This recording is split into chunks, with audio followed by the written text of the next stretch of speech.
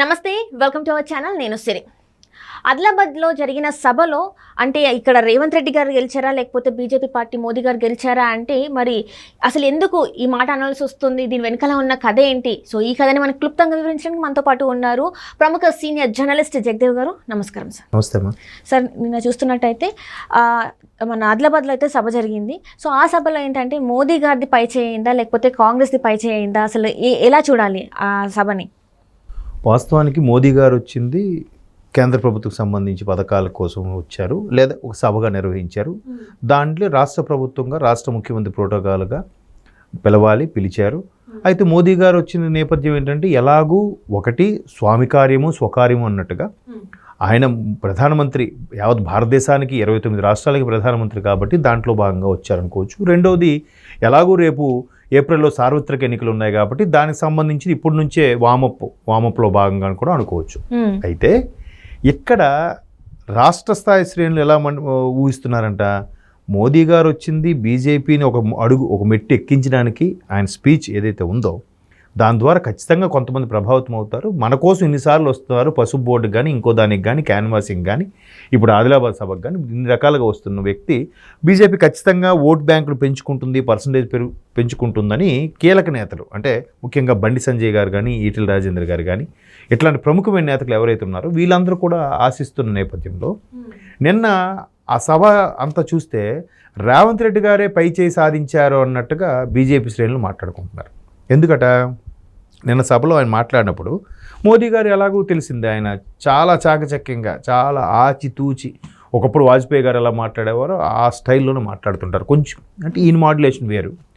So అటువంటి మోదీ గారిని మన రేవంత్ రెడ్డి గారు ఒక విధంగా ఎట్లా పై చేయని ఎలా అనుకుంటున్నారంటే బీజేపీ వాళ్ళు, మోదీ గారు లాంటి బడాభాయ్ నా పక్కన ఉంటే, నా వెనకనుంటే, బడాభాయ్ పెద్దన్నయ్య నేను ఖచ్చితంగా ఈ 5 ఏళ్ళు మంచి సుభిక్షంగా పరిపాలన ఇస్తాను. అండ్ మోరోవర్ ఆయన చల్లని చూపు కానీ మన మీద ఉంటే, మోడీ గారి సపోర్ట్ కానీ మన మీద ఉంటే అహ్మదాబాద్కు మించిన మహానగరాన్ని హైదరాబాద్ చేస్తా. ఆయన గుజరాత్లో అహ్మదాబాద్ ఎలా చేశారో నేను దాన్ని మించి చేస్తాను అన్నట్టుగా మాట్లాడారు.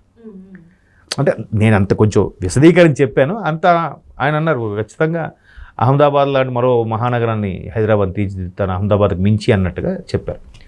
సో అక్కడేమైంది, ఇప్పుడు కంపారిజన్ వచ్చేస్తుంది. జనరల్గా ఎక్కడైనా సరే చూడండి, మీరు ఫర్ ఎగ్జాంపుల్ మీ ఇంటికి పవర్ లేదనుకోండి, మీరు ఏం చేస్తారు, పక్కింటికి పవర్ ఉందా లేదో చూస్తాం. పక్కింటికి లేదా, సరే మనకు లేదు, అంతేగాని సబ్స్టేషన్కి ఎవరు ఫోన్ చేయరు. సో అది హ్యూమన్ సైకాలజీ. అలాగే ఇప్పుడు రేవంత్ రెడ్డి గారు ఎప్పుడైతే మోదీ లాంటి వ్యక్తితో వేదికను పంచుకొని ఎంత చాకచక్యంగా ఎంత బాగా ఎంత లౌకికంగా ఎప్పుడైతే మాట్లాడారో బీజేపీ పెద్దలు ఏమనుకుంటున్నారు, అరే ఇదేంటి అసలు సభ మా బీజేపీదా లేదా రాష్ట్రపతి కాంగ్రెస్దా, అరే దీన్ని కూడా ఈయన క్యాష్ చేసుకుని ఇలా మాట్లాడాడే, ఎంత బాగా మాట్లాడాడే అంటూ కంపారిజన్ మళ్ళీ వెనక్కి వెళ్తే కేసీఆర్ గారు ప్రధాని మోదీ గారు సుమారుగా 4-5 సార్లు రాష్ట్రానికి వచ్చినా కూడా ఒక్కసారిగా కూడా కలిసిన సందర్భాలు లేవు. నామకే వస్తే ఒక గౌరవం, ఒక పద్ధతి, ఒక ప్రోటోకాల్. ప్రధానమంత్రి కదా, మీరు రాష్ట్రానికి ముఖ్యమంత్రిగా మీరు ఉంటే అండ్ దేశానికి ప్రధాని. సో మీకు నచ్చలేదు అనుకోండి, ఇప్పుడు సెంట్రల్లో బీజేపీకి బద్ధశత్రువు ఏదంటే కాంగ్రెస్కి ప్రధాన ప్రతిపక్షం ఏదంటే బీజేపీ. మరి అటువంటి బీజేపీ తరపు ప్రధాని, కాంగ్రెస్ తరపున ముఖ్యమంత్రి ఉన్నప్పుడు వాళ్ళిద్దరే ఒక వేదిక పంచుకొని అంత లౌకికంగా అంత చాకచక్యంగా మాట్లాడుకుంటున్నప్పుడు మీరు వాళ్ళకన్నా అనుభవజ్ఞులు కదా కేసీఆర్ గారు, మీరు ఇంకెంత లౌకికంగా మాట్లాడాలి అనేది ఇప్పుడు టాపిక్లోకి వస్తుంది. మీరు అలా వెళ్లకుండా అనవసరంగా మీరు ఇది చేసుకున్నారు, లేదంటే ఇంకా రాష్ట్రానికి బాగుండేదేమో, అంతే కదా. ఇప్పుడు రేవంత్ రెడ్డి గారు ముఖ్యమంత్రి అయిన మరుక్షణం ఢిల్లీ వెళ్ళినప్పుడు ఏం చెప్పారు, ఫస్ట్ అమిత్ షా గారిని కలిశారట. సార్ నాకు ఇట్లా హోమ్ అఫైర్స్ సంబంధించి నాకు ఇట్లా కొన్ని వనరులు కావాలి, సో కావాలి. అవునా, ఇమీడియట్గా ఆయన ఎదురుగా ఫోన్ చేసి ఏవేవి కావాలో తెలంగాణ స్టేట్కి చేయండి అని చెప్పారు. తర్వాత నిర్మలా సీతారామన్ గారిని కలిశారు. అమ్మ రాష్ట్రానికి ఉన్న అప్పు ఏంటి, బడ్జెట్ ఏంటి, మాకు ట్యాక్సుల రూపంలో కేంద్రం వసూలు చేసే ట్యాక్సులు మాకు మళ్ళీ రాష్ట్రానికి రావాల్సిన నిధులు మాకు మళ్లించండి, విధులు విడుదల చేయండి అంటే ఆవిడ కూడా తప్పకుండా ఇమీడియట్గా శాంక్షన్ కూడా చేసిందంట ఏవేవి రావాల్సినవన్నీ. ఇకపోతే రాజ్నాథ్ సింగ్ గారిని కలిశారు రక్షణ శాఖకు సంబంధించి. సార్ మాకు కొంతమంది ఐపీఎస్లో కావాలి, లేదంటే అమిత్ షా గారితో ఆల్రెడీ మాట్లాడాము ఐపీఎస్ వాడి గురించి. అవునా సరే అని చెప్తూ ఆయన రాజ్నాథ్ సింగ్ గారు ఇంకొంచెం అడుగు ముందుకేసి మా అందరికన్నా మంచి వయసులో మీరు ముఖ్యమంత్రి అయ్యారు, మీరు అది కాపాడుకోండి, ఇంకా రాష్ట్రం కోసం ప్రజల కోసం ఆలోచించండి.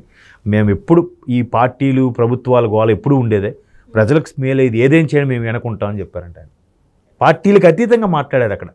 ఆయన వచ్చి వెంటనే రేవంత్ రెడ్డి గారు ప్రెస్ మీట్ ఏం పెట్టారు, సార్ ఇక్కడ ఇంతకుముందు ఉన్న ముఖ్యమంత్రి పోకే వాళ్ళ దగ్గర ఇగోతో పోకే ఏం అవ్వలేదు, ఈయన అన్నీ తమాయించుకొని అక్కడికి వెళ్ళుంటే రాష్ట్రాన్ని ఇంకా డెవలప్ అయ్యేది తెలంగాణ, ఇది ఎప్పుడు ఏ టైంలో రావాల్సిన వనరులు వచ్చిండేవి, ప్రజలకు అది మీ ఇగోలు మీ పౌరుషాలు ప్రజలకు అది ఇబ్బంది పడ్డారు, మీరెందుకు ఇట్లా చెప్పట్లేదు, ఇప్పుడు నాకైతే వాళ్ళు బాగా రిసీవ్ చేసుకున్నా అని చెప్పి స్వయంగా రేవంత్ రెడ్డి గారు చెప్పారు.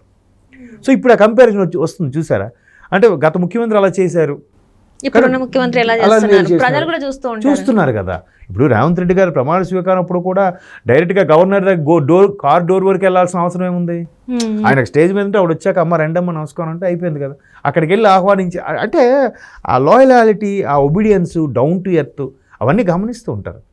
అదే ప్లస్ మనిషికి, అదే రాజకీయం. ఒకవేళ నిజంగా మోడీ అంటే పడదు నచ్చదు అనుకుందాం, ఇప్పుడు రేవంత్ రెడ్డి కాన్సెప్ట్ ఏంటి, రాహుల్ గాంధీ ప్రధాని చేయాలి, రాహుల్ గాంధీ ప్లేస్లో ఎవరో వచ్చారా ప్రధాని, నేను ఎందుకు వెళ్ళాలి, వెళ్ళానంటే నష్టపోయేది ప్రజలు, మీ పార్టీ పక్కన పెట్టు. అలా ఇవి అవేవి లేకుండా నాకు బడాబాయ్ మోదీ లాంటి ఉన్నాడు నా పక్కన ఉన్నాడు, ఆయన నా సపోర్ట్ ఇస్తే ఇంకేముంది, హైదరాబాద్ దీనికి 2 ఇంతలు డెవలప్ చేస్తా, అహ్మదాబాద్ని మించి చేస్తా అన్నాడు. ఎందుకన్నాడు, అసలు ఇండియాలో మేజర్ మెట్రోపాలిటన్ సిటీస్ నాకు తెలిసి నా చిన్నప్పుడు 4 చదువుకునేవాళ్ళం, ఢిల్లీ, ముంబై, కోల్కతా, చెన్నై, మద్రాసు. ఆ తర్వాత ఇంకో 2 మెట్రోపాలిటన్ సిటీస్ వచ్చాయి, ఏంటవి, అహ్మదాబాదు, బెంగళూరు. ఈ 7th వన్ అంటే నాకు తెలిసి ఒక పెద్ద అని చెప్పడం, 7th వన్ హైదరాబాద్. ఇప్పుడు 7 కూడా ఇండియాలో మెట్రోపాలిటన్స్ కాదు, మేజర్ మెట్రోపాలిటన్ సిటీస్గా అవతరించాయి. మెట్రోపాలిటన్స్ ఇంకా ఉన్నాయి, పూణే ఒకటి ఉంది, కోయంబత్తూరు ఉంది, తర్వాత కొచ్చి ఉంది, ఇవన్నీ మెట్రోపాలిటన్ సిటీసే. బట్ మేజర్ మెట్రోపాలిటన్ సిటీస్ అర్హత 7కే ఉందంట. సో 7 ఆల్రెడీ హైదరాబాద్ 7వ స్థానంకి వచ్చింది, అంటే అహ్మదాబాద్ మనకన్నా ముందయిందే కదా. దాంతో కంపేర్ చేసుకొని ఎట్లా మాట్లాడాడు, ఎంత చాకచక్యంగా మాట్లాడాడు ఆయన. ఇంకెన్ని కంపెనీలు, ఎన్ని వనరులు వస్తాయి, ఎలా ఉంటుంది. పైగా హైదరాబాద్కి పెద్ద ప్లస్ పాయింట్ నైసర్గిక స్వరూపం, వాతావరణ పరంగా కానీ, దక్కన్ పీఠభూమి, భూకంపాలు వచ్చేది చాలా తక్కువ %, రేరు, అంటే ఒక 5% బిలోనే ఉంటుంది, 2% బిలోనే ఉంటుంది. అక్కడక్కడ చిన్న కదలికలు వచ్చాయి అన్నారు ఆ మధ్యకాలంలో బోరబండ అలాంటి ఏరియాలో, అంతే. వరదలకు ప్రమాదం లేదు, సునామీ అంటే సముద్రమే లేదు, ఇంకేముంది, వాతావరణం ప్లెజెంట్గా ఉంటుంది. భాష కూడా అందరికీ వచ్చిన భాష హిందీ ఎక్కువ మాట్లాడేవాళ్ళు ఇక్కడ. పైగా దేశానికి నడిబొడ్డును ఉంది, ఇక్కడ నుంచి ఎక్కడికైనా ఈజీ ట్రాన్స్పోర్ట్గా, అటువంటి దాన్ని ఎట్లాగా మౌల్డ్ చేసుకోవాలి.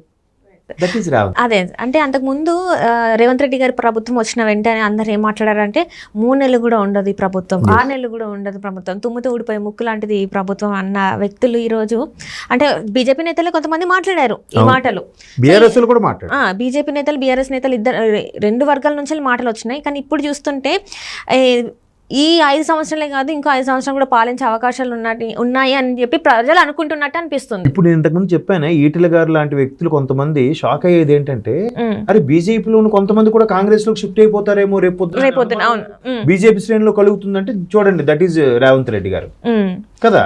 అది కదా రాజకీయం, అది కదా లౌక్యం. ఇగో అనేది జస్ట్ పక్కన పెడితే మనిషి అంత ఉన్నతంగా ఎదుగుతున్నాడు చూడండి. రాష్ట్రం అభివృద్ధి కూడా ముందుకెళ్తుంది, ప్రపోర్షనేట్ గా దాని కూడా అది కూడా డెవలప్ అవుతుంది. రైట్.